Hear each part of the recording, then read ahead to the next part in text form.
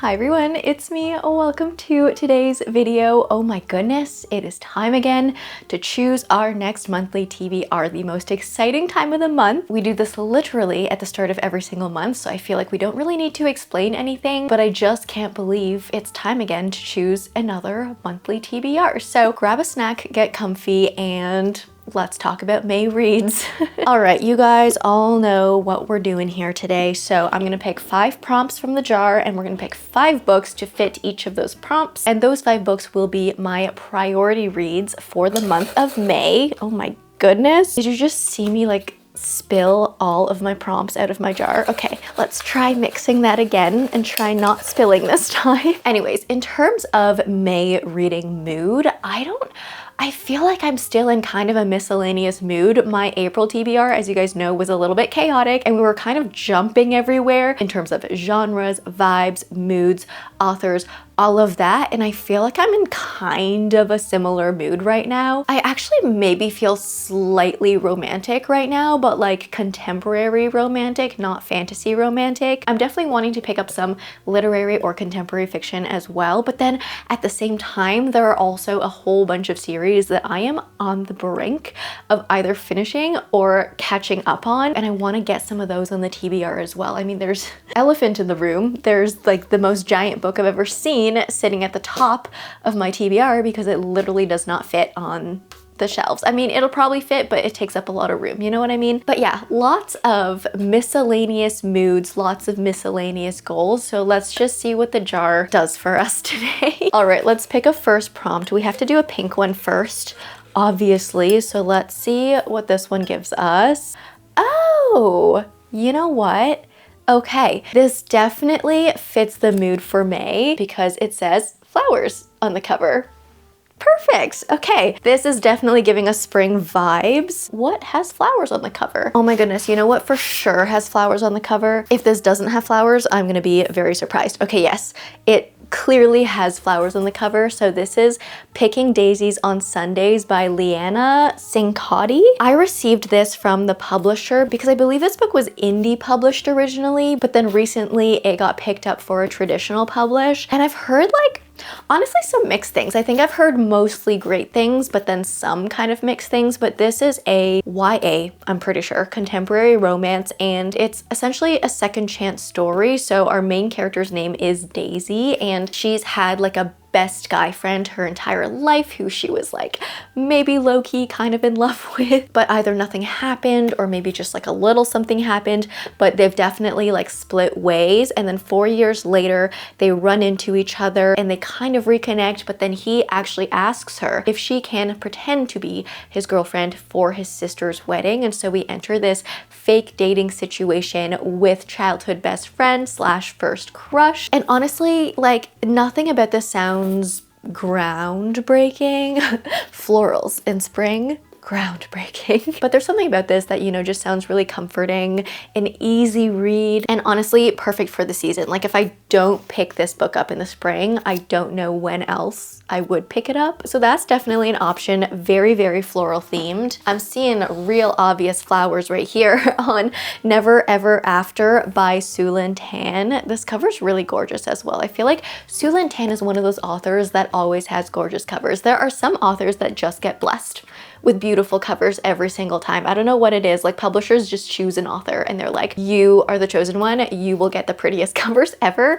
And I feel like Sulin Tan is one of those authors. But this is, I think is it a Cinderella retelling? Yeah, it's a Cinderella inspired fantasy, but then mix in a lot of Chinese folklore in it. And I really do love how Sulin Tan does that in her books. This one, I believe, is a standalone, I think. But after reading Daughter of the Moon Goddess, I really did fall in love with her writing. The story overall in the Daughter of the Moon Goddess duology was not my favorite, but I did love her writing style. She has very, very beautiful descriptive writing, and her writing does really suit these fairy tale retelling types of stories. So I'm definitely really curious to dive into this one. Also feels like something really perfect to dive into for the spring if you're looking for like a spring fantasy. And so Never Ever After is definitely an option as well. I also actually have this. I kind of like, I put this on my mental TBR radar goal kind of a thing to try and maybe pick up Sense and Sensibility by Jane Austen this spring. This, I mean, obviously has lots of flowers on the cover as well. And while I tend to usually save classics for the fall, there's something about this one that is screaming spring. Maybe it is because of the florals on the cover, but I've definitely been curious to try and jump into a Jane Austen again. As some of you guys know, I didn't really love Pride and Prejudice. I'm sorry. I know that book is so loved. I do love the story in Pride and Prejudice. I just think when I went into that book, I wasn't going in with the right idea of like how to read the writing style. Like I didn't really understand that it was supposed to be humorous. And so I think now, after kind of having a better gauge on what Jane Austen's writing style is like, I want to try and dive into another one of her books. But between these three florally books, I do want to do Picking Daisies on Sundays. I feel like it'll be good for me to start this TBR with a light pick so we have room to fill it up with like heavier reads as we get more prompts. I also do feel like this is a book I have to read in the spring, and if I don't,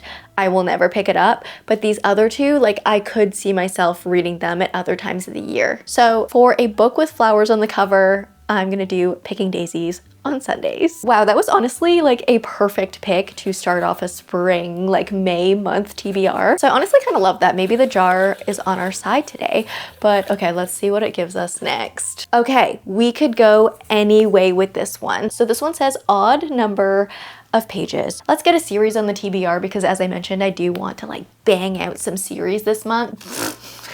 Oh goodness, let's just let's just check this one. What is the page count? Oh, you know what? This edition is really cool. I haven't even looked at the inside of this book, but look how pretty that is. That is the prettiest Brandon Sanderson book I own, because the rest of the Stormlight books that I own are the mass market paperbacks, and this is the only hardcover that I have. Oh my gosh. That is so cool. And wait, whoa, look at the dust jacket. What? It's like a full in-color map. Wow, that is really cool. I have only seen this map in like mass market paperback size, so it's really cool seeing the full spread. There's also like a little kind of like, what is it called? Like embossed, bezeled sword on the cover. This edition is pretty cool, but there are a lot of words in this book, okay? But let's see. Let's see if it ends in an odd number. The end of the Stormlight archive ends on page 1329. Oh my goodness, stop it. You're kidding. Am I actually gonna choose this book for ends in an odd number? Oh, that's kind of too perfect. What is happening? Do I do it?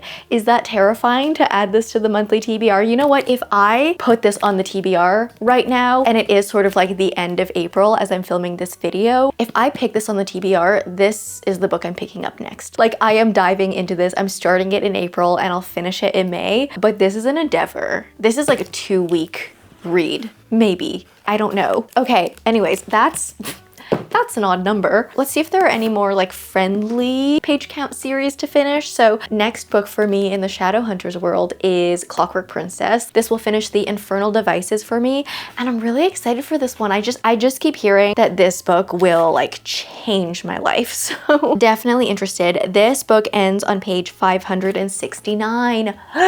Oh my goodness. Okay, another odd number. What other series am I in the middle of? Dungeon Crawler Carl. This is Carl's Doomsday Scenario. This is book 2. Let's see what this ends on. Wow, these books are not too long, are they? This ends on page 351. Another odd number. Oh my goodness, do all series books end in odd numbers? All right, what do we do, guys? What do we do between these three? I honestly do want to pick all three of these up in May, if I'm going to be completely honest, but maybe, I mean, I had Rhythm of War on my last monthly TBR, so I feel like it's only fitting to finish it off as a monthly TBR book, and this will actually force me to read it because I am so intimidated by this right now. I'm scared. I'm scared, but I feel like I need to do it. I need to bite the bullet. I need to rip off the Band-Aid. Yeah, okay. We're gonna do Wind and Truth.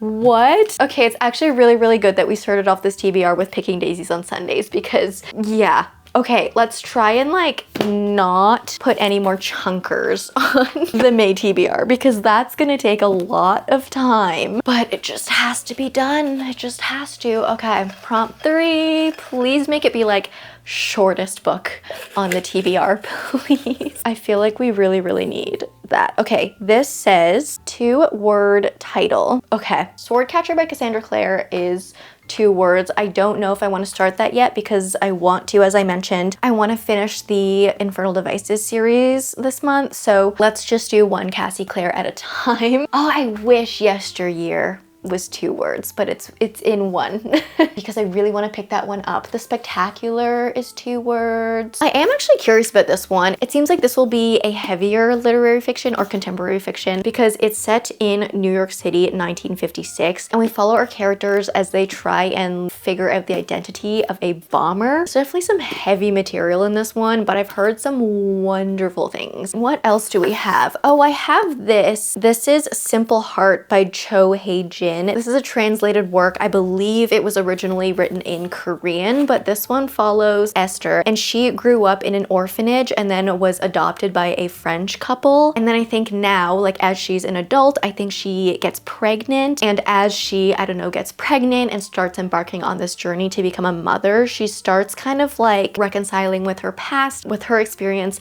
not knowing who her birth parents are. And honestly, this sounds really good. It sounds definitely like a heartwarming story, one that will touch you in all of your feels, right into your heart. And I'm definitely curious about it because I haven't seen like anyone read this book. So that's another option for 2 words. There honestly aren't too many 2-word titles. I can hear a bunch of you screaming at me to start the naturals. This honestly could be a good choice because it is very different from like Wind and Truth and Picking Daisies on Sundays. I'm pretty sure in this one we follow like a group of teenagers as they solve crimes, kind of like they're kind of detectives and they work with the FBI or something. Honestly, it sounds like a lot of fun. I know Jennifer Lynn Barnes' writing can be highly addictive and just like really fast paced. So we could do that as well. Let's see though. Okay, do we want to start a new series or do we want to wait until June? I do want to finish series this month, so I'm gonna put the naturals back on the TBR. I know, I'm so sorry. I will pick it up this year. I promise I will. Oh, you know what? I also have the Encore by Juliet, Izon? And this one is like a music themed story. I think it is romantic as well, but we're set in 2003 at the prestigious Brookfield Conservatory in Boston. And a chance encounter sparks a friendship between a driven pianist and singer, Anna Buckley, and composer wonderkind, Will Pendleton. I think we follow them from their early careers as they maybe compete, as they work together, as their music destroys their relationship, and then wait, oh my goodness, 2 decades later in New York, 16-year-old piano virtuoso Lottie Thomas is grappling with the rigors of her elite prep school and the confounding disappearance of the woman who gave her up at birth. When she suddenly discovers the startling truth of her identity, the revelation catalyzes a chain of events that not only reunites Lottie with her birth parents, but forces them together on a cross-country rock and roll journey on a tour bus. Wait, so Anna and Will were musicians, they worked together, they fell in love, they had a secret baby, and then that baby is also now in music 16 years later, playing the piano, and then they all get forced to go on a tour all together. Okay, I'm gonna read this one. I'm gonna read the Encore by Juliet, Izon, how do you say that? I don't know, but that just sold me. This sounds like a lot of fun, and I feel like with the shape of the TBR right now, just with Wind and Truth on it, I feel like I need another fun read on there, so that's honestly kind of perfect. Clockwork Princess was literally right there. Why didn't I realize? Oh my goodness. All right, let's do our 4th prompt. Please give me something good. Okay, I got gifted books. So this could be gifted in terms of like a friend or family giving me a book. It could be a book that one of you have bought for me, or it could be like a publisher gift. Let's see what I have gifted. Oh, this one's kind of fun. Oh, you know what? Wait, okay, so I don't know if I've talked about this book with you guys on this channel yet, but this is The Good Parts by Evann Normandin, and this was a gift from the publisher. And essentially, before they sent me this book, I got an email from this publisher just being like, hey Jamie, I think you would love this book because it has like a lot of components of a book that you love. And when I tell you, this is an amnesia trope romance, okay? Do you guys remember the movie The Vow? The synopsis of this book reminds me of that because we have our two characters. We have Landon and Rose. They are in love. Landon especially is like, Rose is the love of my life. I'm gonna marry this girl. I'm gonna be with her forever. But then one day, Landon receives a letter from Rose telling him that she has undergone a memory erasing treatment. Apparently, Rose has been struggling with grief and just things from the past, and she wanted to let them all go. So instead of, you know, trying to work through it in present day, she decided to just wipe her memory. And along with those memories that were wiped were all her memories with Landon. So she does not know him anymore. She has no memory of him whatsoever, but Landon is like, I can't just let you go. Like, I can't let you just walk out of my life. So he goes to her. They kind of start from scratch. They become friends. And Landon's whole idea is, you know, well, you fell in love with me once. Why couldn't you fall in love with me again? But I think things are a little bit more complicated because she is actually now dating someone new. She's living a completely different life, and their dynamic is just really different now and unbalanced because Landon has all of these memories with her and she is just like, to him, like he's just a stranger to her. He's just someone new. There's no history, no baggage, no nothing. And so as we go through the story, we have dual POV. His POV is in the present day timeline and her POV is from the past timeline. And the lovely person who works at this publishing house sent this book to me with a box of tissues and they were like, you're gonna need this. So I don't know, I was just immediately sold on this one. I think this one has to be it. I mean, like, should I look at more gifted books? Actually, one of you guys, Katie, hello, gifted me 2 books. So this might honestly be the perfect time to thank you and give you a shout out for sending these to me. But the lovely, wonderful Katie sent me 11/22/63 by Stephen King, which is a book that I've been wanting to dive into for a while now. This is like an alternate reality historical fiction where essentially we're kind of following like an alternate timeline where the JFK assassination went differently. And I've just heard like wonderful things about this book. I don't think I've heard a single negative review. So yeah, thank you, Katie. I'm so excited to dive into this. And then Katie also actually sent me The Name of the Wind by Patrick Rothfuss, which is, I feel like, just a fantasy that every fantasy reader probably should read. And I don't know why I haven't read this one at this point. I mean, I do know why. It's because the series is not finished. But I have heard, like, honestly, amazing things about this fantasy. So these 2 are definitely amazing book gifts. I think I'm gonna hold off on starting these ones for now just because they're both kind of heftier reads, and also this one starts a series. But so grateful that you've sent these to me. Thank you so much. Those were really, really lovely gifts, but I think I'm gonna do the good parts for this prompt because I'm just so excited. And let's just do one more, I guess, for the May TBR. Let's get a nice one. Ooh, okay. Last prompt is a viral book. So something that I've been seeing everywhere on like TikTok, Instagram, BookTube. Okay, we could go a couple ways with this one. Number 1, Yesteryear. I, at this moment, cannot open a single app without seeing this book on my feed. I don't know if it's just in my particular circles or my very specific algorithm, but everyone, anyone and everyone and everywhere is reading this book or talking about this book. And I honestly feel like this one's kind of fitting with the viral book prompt because the subject matter, I feel like it's kind of a critique on influencers and social media. So yeah, this one is Yesteryear by Caro Burke. And essentially this one follows like a trad wife influencer. So you know, that niche where we're homesteading, we're making everything from scratch, kind of all of that stuff. But our protagonist is one of these influencers and really does up everything for the camera. But one day she wakes up and finds herself kind of like transported into this alternate reality dimension where she's living in the past,